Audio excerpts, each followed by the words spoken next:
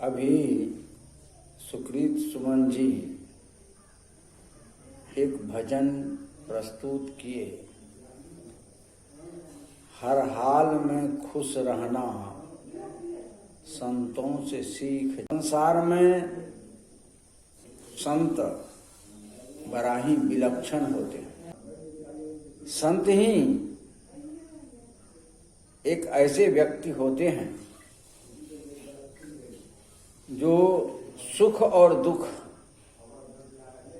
दोनों स्थिति में समान रहते हैं।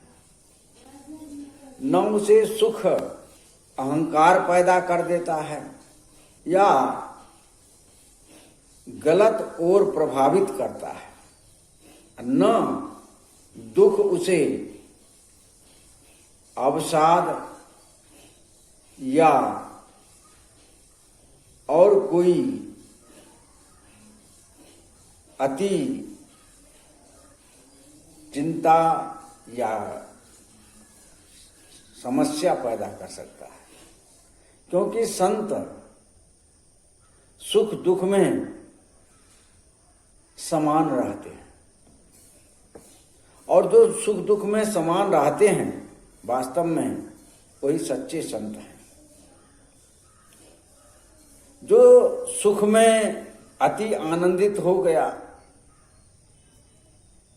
अति प्रसन्न हो गया, और दुख आया तो अति दुखी हो गया, वह संत अपूर्ण माना जाएगा। संत तो हैं, मैं यह नहीं कह सकता कि वह संत नहीं है, उनमें साधना नहीं है, यह नहीं कह सकता। साधना है, संत हैं, लेकिन पूर्णता को प्राप्त नहीं किए हैं। जो सुख में और दुख में दोनों में समान स्थिति रहता है, वास्तव में वही संतत्व को प्राप्त करता है। और जो संतत्व को प्राप्त करता है वह जीवन मुक्त दशा में इस संसार में विचरता है। वह संसार के कल्याण तो करता है, संसार का हित तो करता है, लेकिन संसार से कोई अपेक्षा नहीं रखता। क्योंकि जब ही अपेक्षा कोई रखता है और उस अपेक्षा की पूर्ति नहीं हुई तो मनुष्य दुखी हो जाता है, मनुष्य अशांत हो जाता है। इसलिए सुख और दुख की जो परे की जो स्थिति है, वह स्थिति संतों की है, साधकों की, सत्संगी की है, आत्मनिष्ठ व्यक्ति की है और साधना संपन्न स्थिति है। और उसी को यदि स्वरूप स्थिति कह दे तो अतिशुक्ति नहीं होगी।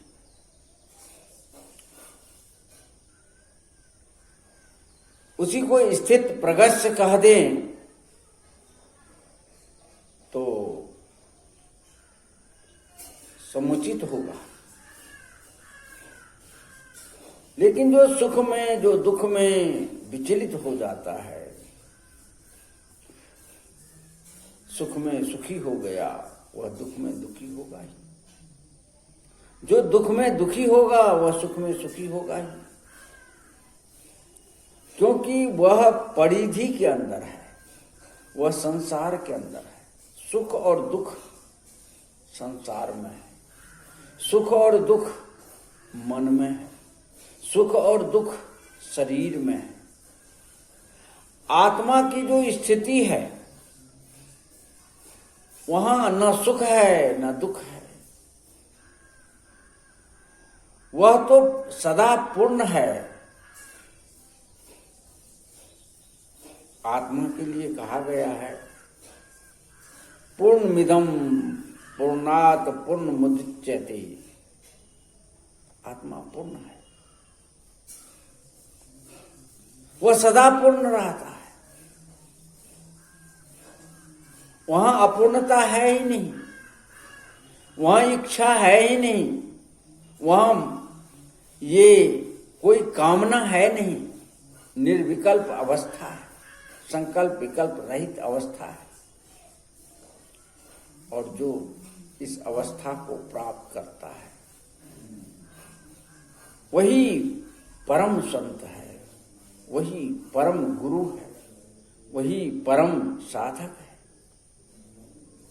वही देह रहते विदेह की स्थिति को प्राप्त करता है। तो अब प्रश्न उठता है कि भजन की कड़ी में आया है कि संतों से सीख ले, हर हाल में खुश रहना संतों से सीख ले। आपके जीवन में जब आप पारिवारिक जीवन में जी रहे हैं तो बेटा है, बेटी है, पति है, पत्नी है, पड़ोसी है, समाज है, और सबकी कुछ न कुछ इच्छाएं होती है, सबकी कुछ न कुछ इच्छाएं होती है, और वह इच्छा, सभी की इच्छा को आप पूर्ण नहीं कर सकते, संभव भी नहीं है, क्योंकि सबकी इच्छा अलग अलग है, अनंत है। मनुष्य जब अपनी ही इच्छा की पूर्ति नहीं कर पाता है, जीवन भर प्रयत्न करता है, जीवन भर श्रम करता है, साधना करता है और कुछ करता है, लेकिन फिर भी वो अपनी ही इच्छा में को पूर्ति नहीं कर पाता, अपूर्ण रह जाता है, तो वह मनुष्य परिवार के और सदस्यों की इच्छा की पूर्ति कैसे कर सकता है? क्योंकि इच्छाएं अनंत होती है। तो इच्छा की पूर्ति कोई भी व्यक्ति तभी कर सकता है जब वह साधना संपन्न होगा। साधना से ही इच्छा की पूर्ति होती है, अर्थात पूर्ति तो उसको हम नहीं कह सकते, साधना से इच्छा की निवृत्ति हो जाती है। इच्छा रहती ही नहीं है, इच्छा रहेगी तो कभी पूरी नहीं होगी, वह निवृत्त हो जाते हैं।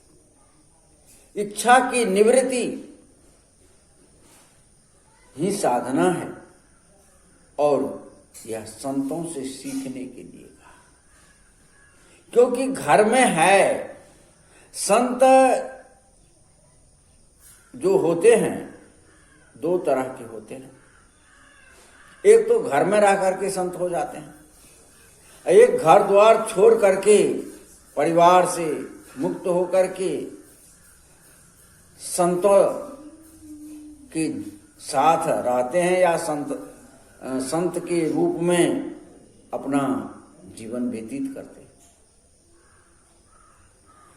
जो घर द्वार छोड़ करके संत हो गए, अब उसकी जिम्मेदारी घर में रहने वाले व्यक्ति या घर में रहने वाले संतों से कम होती है, क्योंकि वह तो एकाकी जीवन जीने के लिए पहले ही तैयार हो गए, और जो एकाकी जीवन जीने के लिए तैयार हो गए तो उसके सारा संबंध तो खत्म हो गया। वह किसकी इच्छा की पूर्ति करेगा, किसकी नहीं करेगा। यदि साधना करके वो अपनी ही इच्छा की निवृत्ति कर लिया तो वह संत पूर्णत्व को प्राप्त कर लेगा। और जो संत घर में रह करके, परिवार में रह करके और साधना करते हैं तो उसकी समस्याएं अधिक होती है, उसकी कठिनाइयां अधिक होती। समाज में रह करके सबके साथ, उसके लिए कबीर साहब ने कहा है, सब संग रसिए सब संग बसिए, सबका लीजिए नाम, हाँ जी कहते रहिए, रहिए अपने ठाम। यह सूत्र उसके जीवन में जब आएगा, जब व्यक्ति यह सूत्र को अपनाएगा, तभी वह घर में, परिवार में रह करके अपना संतत्व की रक्षा कर सकता है या संतत्व की पूर्णता को प्राप्त कर सकता है। अनुकूल प्रतिकूल परिस्थितियां हो, उसमें एक रस रहना भजन में आया है। संतों से सीख लीजिए, क्योंकि संत जानते हैं कि यह संसार एक दिन छूट जाएगा। चाहे वह बेटा हो, बेटी हो, धन हो, दौलत हो, घर हो, मकान हो, दुकान हो, पद हो, प्रतिष्ठा हो, सब के सब छूट जाएगा। कुछ आपके साथ जाने वाला नहीं है। जो सब छूट जाएगा, जो अपना है नहीं, न अपना था, न है, न रहेगा, उसमें मोह करना नादानी है, मूर्खता है। उसको अपना मान लेना, सर पर पहाड़ को उठा लेना है, अब मरो। इसलिए जो अपना कभी था, न है और न होगा, उसको अंतःकरण से, मन से त्याग दो। यही तो संत सिखाते हैं। सब के सब इतने लोग संसार से चले गए, बड़े बड़े राजा महाराजा, गरीब धनी, साधक बेसाधक, सब के सब इस संसार से गए, कोई कुछ लेकर के नहीं गया। सब धरा का धरा रह गया। फिर मोह कैसा, अहंकार कैसा, सुख कैसा, दुख कैसा, अपना कौन, पराया कौन। आत्मा निर्विकार है, अकेले आया है, अकेले जाए। और सुख दुख ये संसार की स्थिति है। इसलिए सुख स्थिति में भी, दुख स्थिति में भी, मुश्किल की घड़ी में भी स्थिर रहे और शांत रहे। सुख आता है, चला जाता है, दुख आया है, वह भी चला जाएगा। जैसे रात के बाद दिन, दिन के बाद रात आती रहती है, उसी तरह से जीवन चक्र में कभी सुख कभी दुख आता ही रहेगा। यह तो जीवन चक्र का एक पहिया। फिर उसमें दुखी होना, सुखी होना क्या? यही तो विवेक करना है, यही तो विचार करना है। और यह विचार, यह विवेक कहाँ से प्राप्त करेंगे? तो आप संतों से करेंगे। इसलिए इस भजन में आया कि संतों से सीख ले। संतों से सीख करके जो मनुष्य, जो व्यक्ति, जो साधक अपनी इस स्थिति को सुधारेगा, वह अवश्य संसार में रह करके आनंद को प्राप्त करेगा और पूर्णता को प्राप्त करेगा। सुख दुख से परे होकर के मुक्त स्थिति को प्राप्त करेगा। तो ज्यादा नहीं, बोलिए सद्गुरु देव की जय।